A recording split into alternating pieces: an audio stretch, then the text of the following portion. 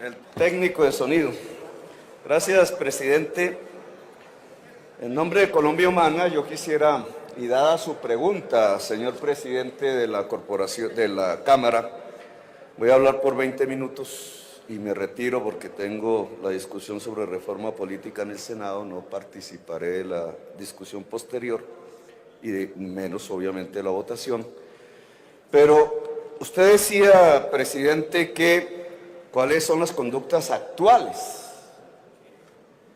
Y esto que aquí estamos discutiendo se tipifica jurídicamente como una conducta instantánea con efectos permanentes. Ocurrió esa conducta instantánea ya en los años 2006-2011. Semi en el Estado, semi en el mundo privado, pero los efectos son permanentes. Hoy, el año entrante, el que sigue, y no tiene final por los efectos que se produjeron. Por eso es pertinente ahora, por eso el presidente del Congreso se equivocó en algo que podría incluso llevarlo, ahí sí, al prevaricato. ¿Qué efectos permanentes tiene este tipo de conductas instantáneas del pasado? Niños muertos por desnutrición. Mire ese argumento enclenque. Es que los municipios 117 de los más pobres de Colombia, hoy y mañana y el año entrante, no tienen instrumentos ni capacidad por su sobreendeudamiento, que hoy es con la Nación, en el pasado con la empresa del ministro Carrasquilla, y con los inversionistas de los bonos, no tiene instrumentos para resolver el problema del agua potable. Y la desnutrición infantil y su mortalidad tiene como base no la ausencia de comida seca, sino la ausencia del agua potable. Son miles de niños muertos por no tener agua potable en las regiones más pobres de Colombia, y ese efecto es de hoy, de mañana, de ayer. Y no es un argumento enclenque, tiene que ver con la calidad de política pública que se construyó. Y el segundo elemento permanente es el presupuestal, el dinero público, el erario. Porque el hecho que el gobierno Santos le haya pagado a Alianza Fiduciaria y sus socios detrás la deuda, no significa que los municipios quedaron sin pagar la deuda, sino que esa deuda hoy tiene como acreedor la Nación. Podría tener una política la Nación, condona la deuda y entonces se la ha transmitido al contribuyente nacional. O le cobra la deuda al municipio y entonces se la está cobrando al contribuyente local pobre. ¿Quién dirige esa política? El ministro de Hacienda, el que causó el problema. Porque el ministro de Hacienda actual tendría que dirimir, como cualquier otro ministro de Hacienda, el problema, solo que a diferencia de cualquier otro ministro de Hacienda, fue él el que causó el problema. Y la pérdida es casi de 1 billón de pesos, un hueco. Lo mismo sucedería en un banco privado, pero esta vez ocurre en la Nación. Es un hueco de 1 billón de pesos en crecimiento. ¿Quién lo paga? ¿El contribuyente nacional o el contribuyente local? Los efectos son permanentes. La conducta en el pasado, los efectos hoy. Ahora, esos efectos, ¿por qué se producen? La defensa, que no la he escuchado de los parlamentarios, pero sí se la escuché del ministro, dice lo siguiente: es que yo como ministro no participé en la construcción de las normas que llevaron a cabo la posibilidad de hacer los bonos y la titularización financiera del agua potable. Y aquí permítanme explicar. No es cierto. Esto comienza por una discusión política, como siempre, ese es su contexto. ¿El agua potable es un derecho o es un negocio? Yo soy partidario de que el agua potable sea un derecho. Eso me metí como gobernante en ese ejercicio, el consumo mínimo vital de agua potable gratuita. Pero el gobierno, no el de Uribe, los anteriores, decidieron que no fuera el agua potable un derecho universal, sino un negocio. El negocio en sí mismo no es ilegal y es una decisión política, en mi opinión, no compartible. En el gobierno de Uribe ese negocio se llevó a un estadio mayor, la financiarización, volverlo un negocio típicamente financiero. Y creó dos caminos, uno difícil y uno fácil. El difícil, los planes departamentales de agua. Tenía el municipio que ceder el control y la soberanía sobre sus recursos, pasárselos a la nación, que era mayoría en los comités departamentales de agua. Pero ya era un negocio financiero porque solo se podían tramitar los recursos por fiducias privadas de la banca, con cobro de comisión. Y el camino fácil era el del negociado, donde los municipios no perdían la autonomía, podían hacer lo que se les diera la gana, pero tenían a cambio de eso que endeudarse por 19 años con la más alta tasa de interés del mercado, independientemente de quiénes fueran los alcaldes futuros. Esos municipios, los más pobres, decidieron el camino fácil, los incentivaron, los estimularon a ese camino fácil y quebraron. Ahora bien, la responsabilidad política es del gobierno de Uribe, que lleva el negocio del agua a la financiarización, pero la responsabilidad del negociado es de otro. ¿Cómo es el negociado? El negociado es que el ministro de Hacienda sí participa en la construcción de las normas. Del acto legislativo 04, del que es autor, del Plan Nacional de Desarrollo, donde se pone la plata del erario que va a ser la base financiera, la titularización, los 400.000 millones. Él es autor del plan de desarrollo con el gobierno, es ministro. Y se dice que la ley 1176 que crea los títulos, él ya no era ministro. Es cierto, pero su socio en la empresa privada sí participó en la construcción de esa ley, porque era el director de Fogafín, el señor Andrés Flores. Su socio en la empresa privada, desde Fogafín, con el ministro en ese momento, Óscar Zuluaga, hace parte de las discusiones que tienen que ver con la autorización de pignoración y titularización de los bonos. Participa entonces los dos funcionarios, el señor ministro de Hacienda del entonces y el señor director de Fogafín, ambos socios en la empresa privada Navembi en Panamá, de la construcción de las normas de las cuales se iban a beneficiar. Dice la defensa, no los parlamentarios, que no les escuché decir que esto no es pertinente, no más como defensa, pero al ministro sí lo escuché. Dice el ministro, es que la tasa de mercado que se ofreció al final era la más barata, y lo compara con los créditos de vivienda que un particular tendría que asumir de la banca privada colombiana en ese mismo momento. Falso. El producto que elaboró es carísimo en las circunstancias del mercado de ese entonces. ¿Por qué? Porque estos hechos se desarrollan año 2008, 2009, 2010, con efectos permanentes hoy. Y esos años son los de la crisis mundial del capitalismo, producida precisamente por caer en la trampa de titularizar financieramente bienes. En el caso de los Estados Unidos, vivienda, el derecho a la vivienda. El crash del 2008 produce un efecto, y es que hay exceso de liquidez y tasa de interés, de acuerdo a la Reserva Federal, de 0% en los Estados Unidos en dólares. Desde el año 2008 hasta el año 2013, 2014, la tasa de interés de la Reserva Federal es 0% en dólares. En Japón es negativa. Yo, al frente de Bogotá, logré un crédito y por decir esto dijeron es que eso fue en el 2012, 2013 y esto es en el 2008.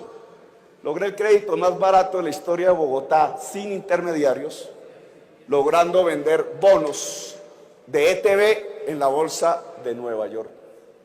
Eso que logramos nosotros por capacidades institucionales del distrito no lo tenía Buenaventura, no lo tenían los 117 municipios más pobres y se aprovecharon de ello, porque en el año 2008, 2009, 2010 la tasa de interés de la Reserva Federal era 0%, no 11% por encima de inflación, como se le vendieron los bonos a los municipios para endeudarlos.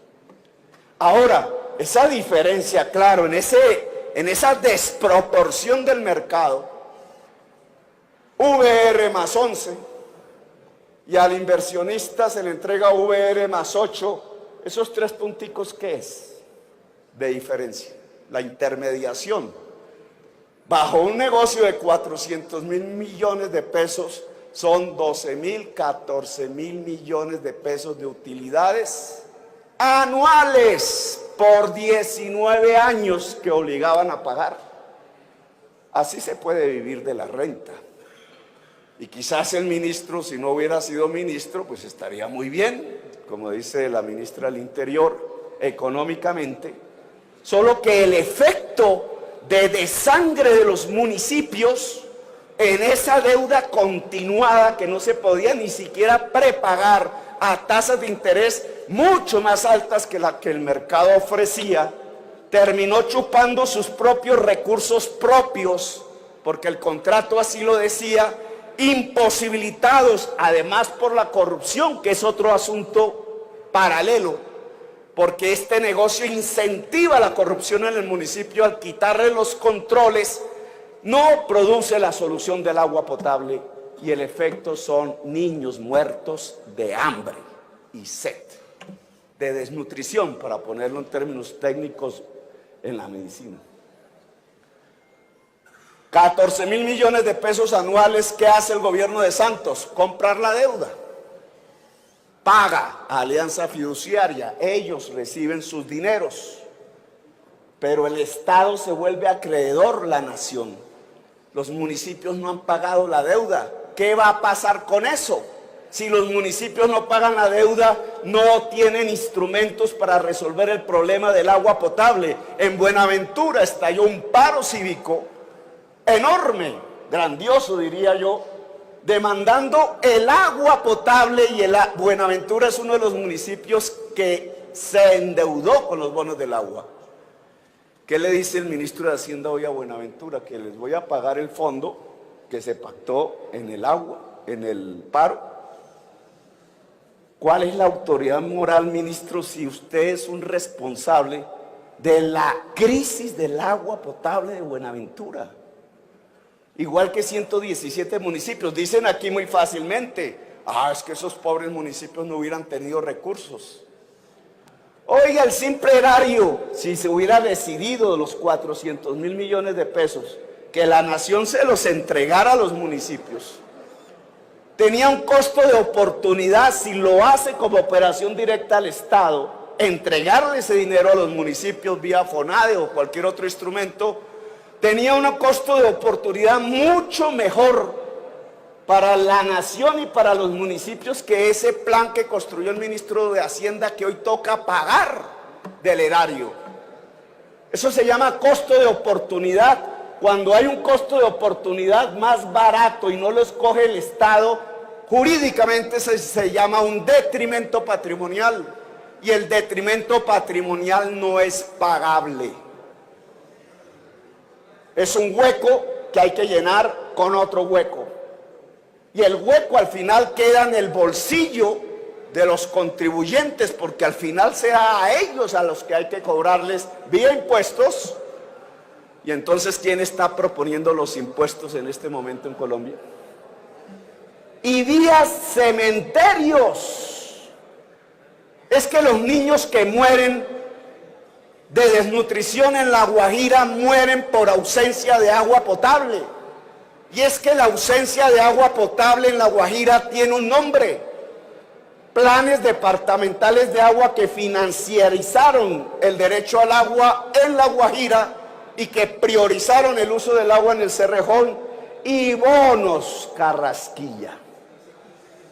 Entre los planes departamentales de agua y los bonos Carrasquilla, léase, entre el intento de una política pública de financiarizar el derecho al agua potable, de establecer un mecanismo de especulación financiera sobre el agua potable en virtud de títulos, el hueco lo pagan miles de niños que se han muerto por ausencia del agua potable y contribuyentes que hoy tendrán que pagar ese billón de pesos a partir de una reforma tributaria que adivinen quién es el que tiene que proponer: el ministro de Hacienda, que causó el problema.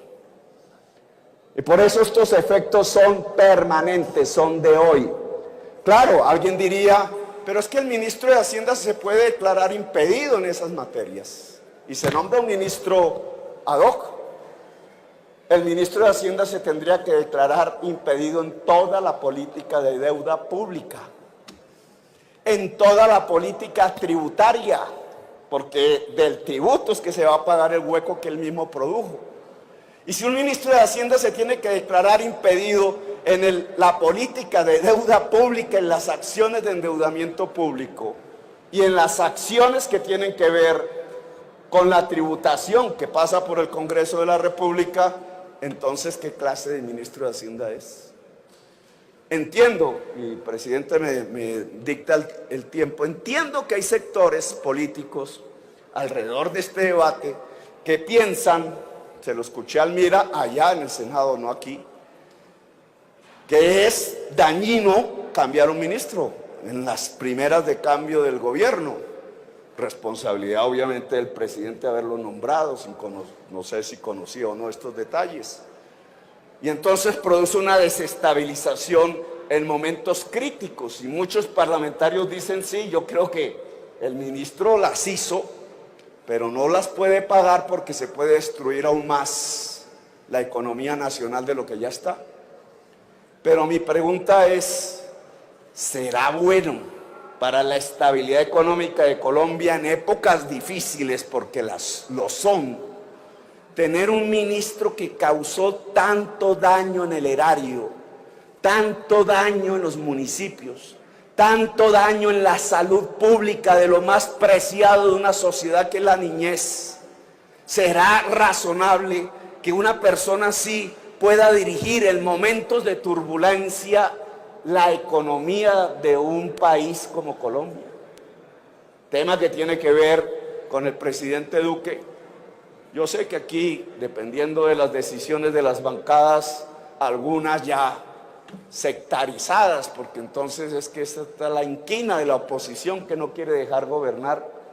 A mí sí me gustaría que Duque resolviera el problema de agua potable en Colombia, y lo aplaudiría. Pero yo sé que el problema de agua potable en Colombia, en los municipios más pobres, tiene un problema estructural, y es el hueco que el actual ministro de Hacienda le produjo, 1 billón de pesos. No es por sectarismo, es por la salud del país. La decisión es difícil, claro. Cambiar un ministro de Hacienda recién nombrado en un tema tan complicado como la economía en turbulencia, o mantenerlo con un pecado no religioso, sino económico y ético, que puede llevar en esos mismos momentos de turbulencia a agravar las condiciones de la economía nacional y de la salud pública. Gracias, señor presidente, muy amable.